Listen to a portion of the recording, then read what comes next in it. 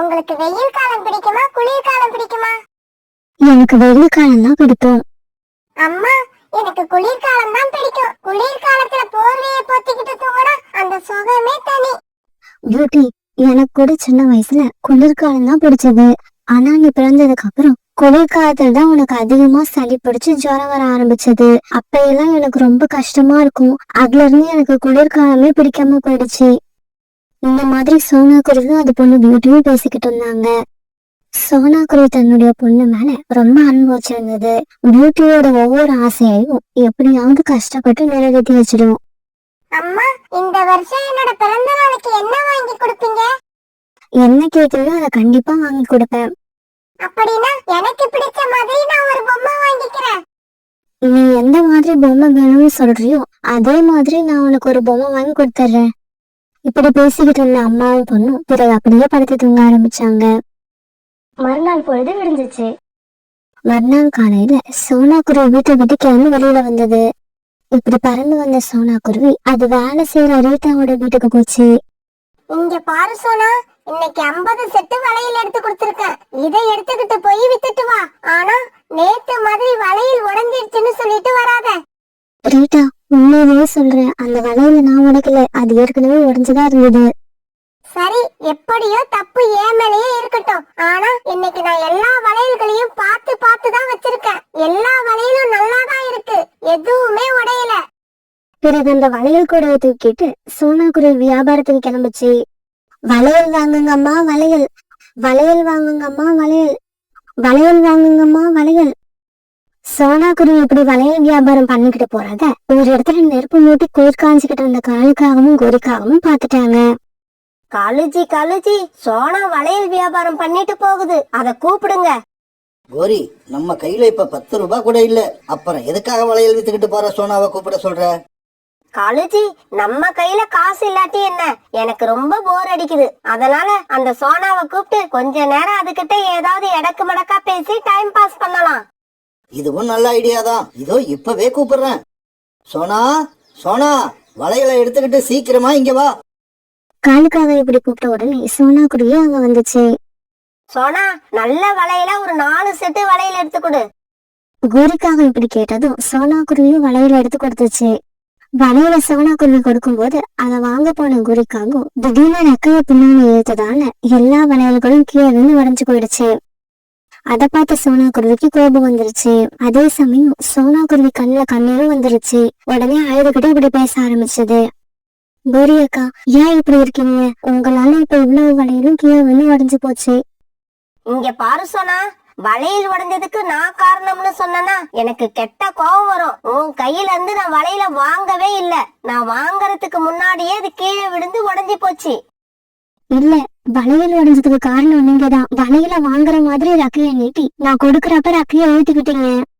அப்ப நான் வேணும்னே உன்னோட வளையல உடைச்சேன்னு சொல்றியா? ஆமா, நீங்க வேணும்னுதான் என்னோட வளையல உடைச்சிங்க. சோனா சோனா, நீ அழுதனா ரொம்ப அழகா இருக்க.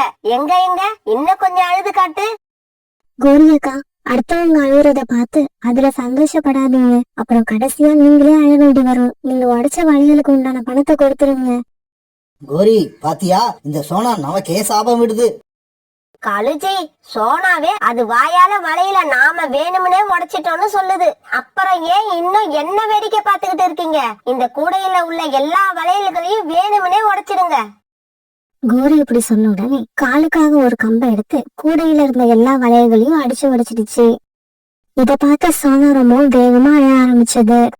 சோனா, இப்ப அழுது என்ன புண்ணியம்? நான் சொன்னப்பவே இந்த மாதிரி அழுது காட்டியிருந்தேன்னா கூடையில இருந்த வளையலாவது உடையாம இருந்திருக்கும். கோரி, வா, நாம வீட்டுக்கு போவோம். சோனா கிட்ட விளையாண்டது போதும், எனக்கு போர் அடிக்குது. காலுக்காக இப்படி சொன்னதும் பிறகு 2 பேரும் தங்களோட வீட்டை நோக்கி பறந்து போனாங்க. எல்லா வேலையும் உழைச்சிட்டு இந்த காங்கல் எந்த கவலையும் இல்லாம அவங்களோட வீட்டுக்கு போயிட்டாங்க. நான் எங்க போறது? ரீட்டா இதுக்கு மேல என்ன வேலைக்கு வச்சுக்காது, வேலையை விட்டு எடுத்துடும். பிறகு சோனா குருவி காலி கூடையை தூக்கிட்டு ரீட்டா கிளியோட வீட்டுக்கு போச்சு. சோனா, இன்னைக்கு நீ சீக்கிரமா எல்லா வளையல்களையும் வித்துட்டு வந்துட்ட. இது எனக்கு ரொம்ப ஆச்சரியமா இருக்கு. ரீட்டா, என்ன மன்னிச்சுட்டு, காலுக்காகவும் கோரிக்காகவும் சேர்ந்து என் கூடையில இருந்த எல்லா வளையல்களையும் உடைச்சிட்டாங்க. சோனா குருவி இப்படி சொன்னதும் ரீட்டா கிளி தன்னோட தலையில கைய வச்சுக்குச்சு.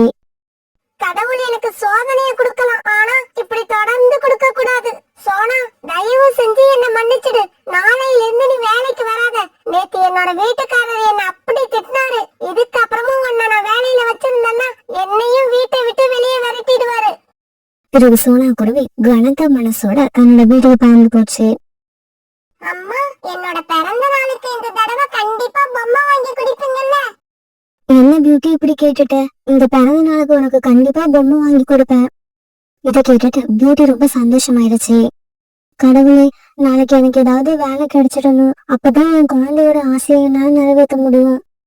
மறுநாள் பொழுது விடிஞ்சிச்சு. வேலை தேடி போன சோனா குருவிக்கு அன்னைக்கு எங்கேயுமே வேலை கிடைக்கல.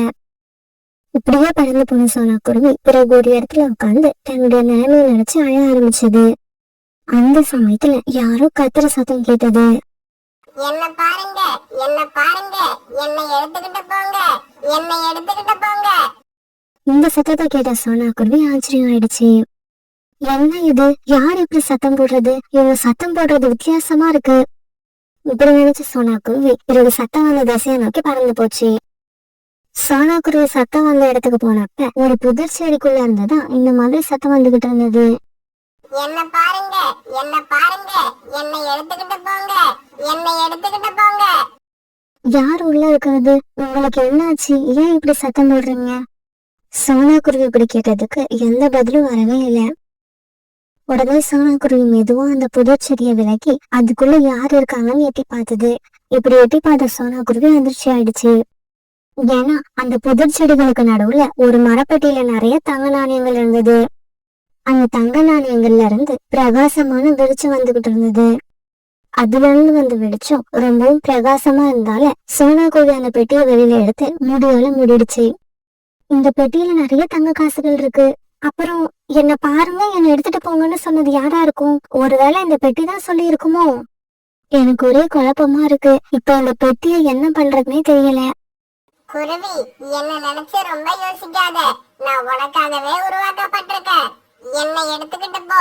இது வரைக்கும் எப்படி நேர்மையா இருந்தியோ அதே மாதிரி இதுக்கப்புறமும் இரு. இந்த உலகத்துல பணம் வந்ததுக்கு அப்புறம் குணத்தை மாத்திக்கிறவங்க நிறைய பேர் இருக்காங்க. நீ அந்த மாதிரி மாறிடாத. என்ன வச்சு இந்த உலகத்துல உன்ன மாதிரி நேர்மையாவும் ஏழையாவும் உள்ள பறவைகளுக்கு உதவி பண்ணு. அப்படின்னா நீ எப்பவும் என் கூடவே இருப்பியா? ஆமா, உன் கூடவே இருப்பேன். அல்ல அல்ல குறைய மாட்டேன். ஆனா எப்பவாவது உனக்கு பேராசை வந்துச்சுன்னா நான் உன்னை விட்டு போயிடுவேன். பிறகு சோனா குருவி அந்த பெட்டியை தூக்கிட்டு ரொம்ப சந்தோஷமா தன்னோட வீட்டுக்கு போச்சு. அம்மா, இந்த மரப்பெட்டி ஏது? இதுக்குள்ள என்ன இருக்கு? பியூட்டி, இந்த மரப்பெட்டிக்குள்ள நம்மளோட எதிர்காலம் மட்டும் இல்ல, நம்மள மாதிரி இன்னும் எத்தனையோ ஏழைகளோட எதிர்காலம் இருக்கு. இப்படியே சில நாட்கள் நகர்ந்துச்சு. சோனா குருவி அந்த காட்டுக்குள்ள உள்ள நிறைய ஏழை பறவைகளுக்கு இப்ப உதவி செய்ய ஆரம்பிச்சது. வீடு இல்லாம தவிச்ச ரோனி குருவிக்கு வீடு கட்ட உதவி பண்ணுச்சு. தன்னோட குழந்தைக்கு ஸ்கூல் ஃபீஸ் கட்ட முடியாம கஷ்டப்பட்ட ராணி புறாவோட பையனுக்கு ஸ்கூல் ஃபீஸ் கட்டுச்சு. சோனா குருவி இப்படி எல்லாருக்கும் நிறைய உதவி பண்ணனால அதுக்கு ரொம்பவும் நல்ல பேர் கிடைச்சது. எல்லாரும் சோனா குருவி வாயார வாழ்த்துனாங்க. இதே சமயம் ஒரு விபத்துல சிக்கிற காலுக்காக ரொம்ப நாளா பழனி டாக்டர் ஹாஸ்பிட்டல்ல இருந்தது. இங்க பாரு கோரி, நான் சொன்ன பணத்தை ரெடி பண்ணி கொண்டு வந்தா தூரமா உள்ள காட்டுல இருந்து அந்த டாக்டரை வர வச்சு என்னால காலுக்கு ஆபரேஷன் பண்ண முடியும். நீ இப்படி அழுதுகிட்டே இருந்தா எதுவும் ஆக போறது இல்ல. சீக்கிரமா போய் எப்படியாவது பணத்தை ரெடி பண்ற வழிய பாரு. கோரிக்காக யார் யார்கிட்டயோ போய் பணம் கேட்டு பார்த்தது, ஆனா யாருமே கொடுக்கல. இங்க பாரு கோரி, நீ கேக்குற அளவுக்கு பணம் கொடுத்து உனக்கு யாரும் உதவி பண்ண போறதில்ல. ஏன்னா அந்த அளவுக்கு பணம் இந்த காட்டுல யார்கிட்டயுமே கிடையாது. உன்னோட கணவர் கால் உயிர் பிழைக்கிறதுக்கு ஒரே ஒரு வழிதான் இருக்கு. நேரா சோனா குருவி கிட்ட போய் உன்னோட நிலைமைய சொல்லி அழு. அது உனக்கு கண்டிப்பா உதவி பண்ணும். இல்ல புறா, சோனாவை பத்தி நினைக்கிறதுக்கே எனக்கு வெக்கமா இருக்கு.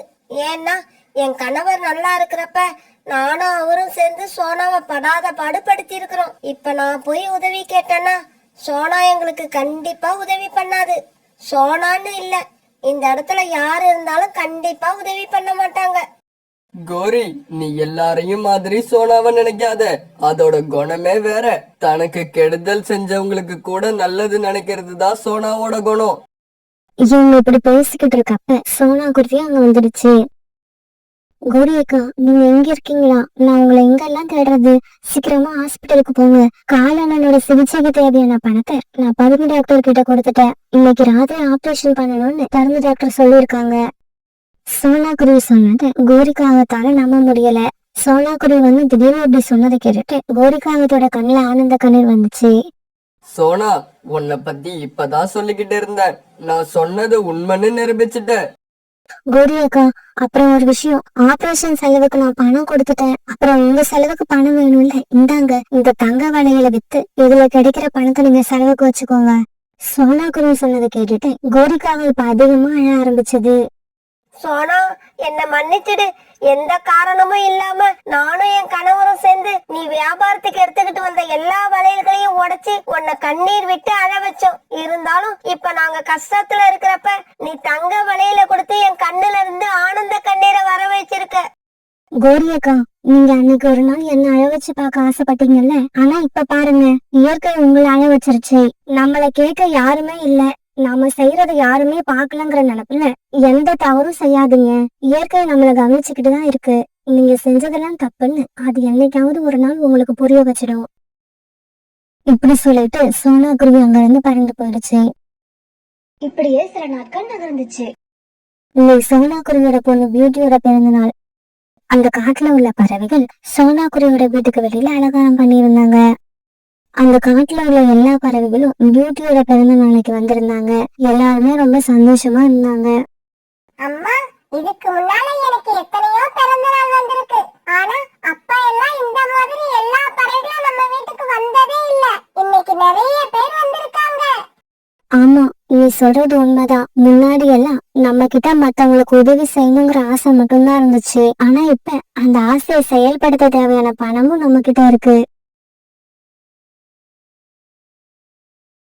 காலுக்காகத்துக்கும் கோரிக்காகத்துக்கும் கல்யாணம் நடந்து கொஞ்ச நாள் தான் ஆகியிருந்தது. காலுஜி, நீங்க என்ன பண்ணிக்கிட்டு இருக்கீங்க? நானா ஏன்டா கல்யாணம் பண்ணணும்னு நினைச்சுக்கிட்டு உக்காந்துருக்கேன். ஐயோ காலுஜி, நான் அத கேக்கல. என்ன வேலை பாக்குறீங்க, எப்படி சம்பாதிக்கிறீங்கன்னு கேட்டேன். நான் இந்த காட்டுலயே பெரிய ஆபீசர். என்ன பார்த்தா எல்லா பறவைகளும் பயப்படுவாங்க. அப்படியா? உங்களை பார்த்து பயப்படுற அளவுக்கு நீங்க என்ன வேலை பாக்குறீங்க? நான் ஒரு திருடன். என்னோட தொழில் திருட்டு தொழில். ராத்திரியில வேலைக்கு போறது, பகல் பூரா தூங்குறது. இதுதான் என்னோட வேலை. காலுஜி, உண்மையிலேயே நீங்க ஒரு திருடனா? நீங்க திருட்டு வேலை செஞ்சுதான் சம்பாதிக்கிறீங்களா? ஆமா, நான் ஒரு பக்கா திருடன். நீ இப்ப கழுத்துல போட்டிருக்கிய நெக்லஸ், அது கூட பக்கத்து காட்டுல ஒரு பறவை வீட்டுல இருந்து நான் திருடிக்கிட்டு வந்ததுதான். என்னடா இப்படி ஒரு திருடனை கல்யாணம் பண்ணிக்கிட்டோம்னு வருத்தப்படுறியா? இல்ல காலுஜி, இல்ல. உங்களை கல்யாணம் பண்ணதுக்காக சந்தோஷப்படுறேன். ஏன்னா பேசிக்கலி நானும் ஒரு திருடிதான். இதுக்கப்புறம் நீங்க தனியா திருடி கஷ்டப்பட வேண்டாம். உங்களுடைய கஷ்டத்துல நானும் பங்கு எடுத்துக்கிறேன். கோரி, நீ சொன்ன மாதிரி நாம 2 பேரும் சேர்ந்து திருட ஆரம்பிச்சா சீக்கிரமாவே நமக்கு தேவையானதை விட அதிகமான பணத்தை சம்பாதிக்கலாம். பிறகு ஒரு நாள் காலையில காலுக்காகவும் கோரிக்காகவும் ஒரு பெரிய மரத்தோட உச்சியில உட்கார்ந்துருந்தாங்க. இப்படி உட்கார்ந்திருந்த இவங்க அங்க உள்ள ஆட்டோ ஸ்டாண்டுக்கு புதுசா வர பறவைகளை கண்காணிச்சுக்கிட்டு இருந்தாங்க. அப்ப அங்க வந்த ஒரு ஆட்டோவுல இருந்து ராக்கி கிளி கீழே இறங்குச்சு. அப்ப ராக்கி கிளி கையில ஒரு பெரிய சூட்கேஸ் வச்சிருந்தது. காலுஜி, இந்த கிளி யாரு? பாக்கறதுக்கு பணக்கார கிளி மாதிரி தெரியுது. கோரி, இந்த கிளியோட பேர் ராக்கி. நம்ம வீட்டுக்கும் பக்கத்துலதான் குடியிருக்கு. அப்புறம் இது ரொம்ப நாளா வெளிநாட்டுல வேலை செஞ்சுட்டு இப்பதான் நம்ம காட்டுக்கு திரும்பி வந்திருக்கு. அப்படின்னா கண்டிப்பா அது வச்சிருக்கிற சூட்கேஸ்ல நிறைய பணம் இருக்கும்னு சொல்லுங்க. அதுல சந்தேகமே வேண்டாம். ராக்கி கிளியோட இத்தனை வருஷ உழைப்புக்கான பலன் அந்த சூட்கேஸ்குள்ளதான் இருக்கணும். அப்படின்னா நாம அது கிட்ட போய் நல்லவங்க மாதிரி நடிக்கணும். அப்பதான் அந்த சூட்கேஸ பத்தின விவரங்களை தெரிஞ்சுக்கலாம்.